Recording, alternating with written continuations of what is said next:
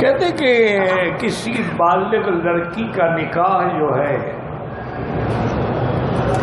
وہ اس کے ولی کی اجازت کے بغیر ہو جاتا ہے یا نہیں ہوتا. تو میرے عزیز مسئلہ سمجھیں کہ ایک صریح حدیث ہے میرے مدنی پاک کی صلی اللہ علیہ وسلم.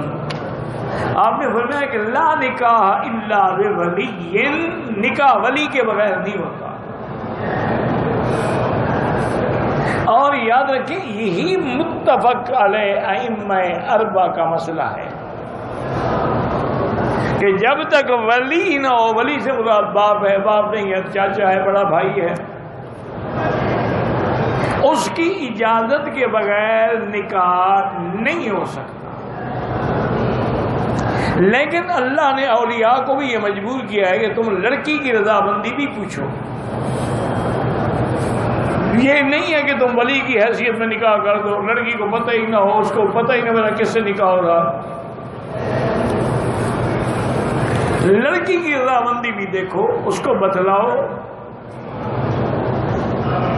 یہ جو کہتی ہے نا کہ امام ابو حنیفہ رحمۃ اللہ علیہ کے نزدیک بغیر ولی کے نکاح ہو جاتے، وہ مسئلہ سمجھنے کی کوشش کرو.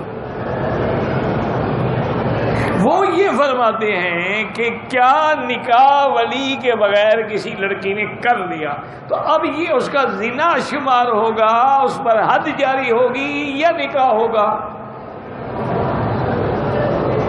وہ فرماتے ہیں اس میں حد تو نہیں ہوگی کہ نکاح تو اس نے کیا ہے نا، کوئی غلطی کی ہے، ایک حدیث کی مخالفت کی ہے، لیکن بالغ ہونے کے بعد اس کو بھی تو اللہ نے عقل دیا، بلوغ دیا، اسے خود قبول کیا ہے، لہذا اس کو حد نہ مارو، لیکن کہو کہ نکاح ختم کرے، ولی کے منشے سے دوبارہ کرے. لیکن حنابلہ امام احمد بن حنبل رحمۃ اللہ علیہ وہ کہتے ہیں کہ بالکل ولی کے بغیر نکاح ہوتا ہی نہیں ہے، وہ زنا ہوگا. اگر کوئی ایسا کرے اس کو رجم کر دو. تو اس لیے بہرحال کوشش یہی کریں کہ ولی کے بغیر نکاح نہ کریں. اچھا، اب ایک اور مشکل صورت ہے کہ ولی لڑکی کا نکاح کرنا نہیں چاہتے. ایسے بہت سارے واقعات ہیں کہ لڑکی ڈاکٹر ہے، انجینئر ہے، وہ پرنسپل ہے، لیکچرر ہے، بڑی اچھی تنخواہ ہے، ماں باپ کو گھر بیٹھے پیسے مل رہے ہیں، وہ کہتے شادی ہو گئی، یہ تو گئی نا، یہ تو سونے کی چڑیا اڑ گئی. اس لیے وہ روڑے اٹکاتے ہیں. اس میں اللہ نے عورت کو حق دیا ہے کہ وہ قاضی کو جا کے درخواست دے، قاضی اس کا ولی بن کے اس کا نکاح کر دے. اگر ایک ملک میں آپ مثلا انڈیا میں رہتے ہیں، وہاں قاضی تو ہے نہیں، ان کے لیے یہ ہے کہ وہ لڑکی کسی مدرسے کے محتمم یا عالم کو جا کے درخواست دے، وہ عالم ایک کمیٹی بنا لے گا، اس کے بعد اس کی بات سن کے اجازت دے دے.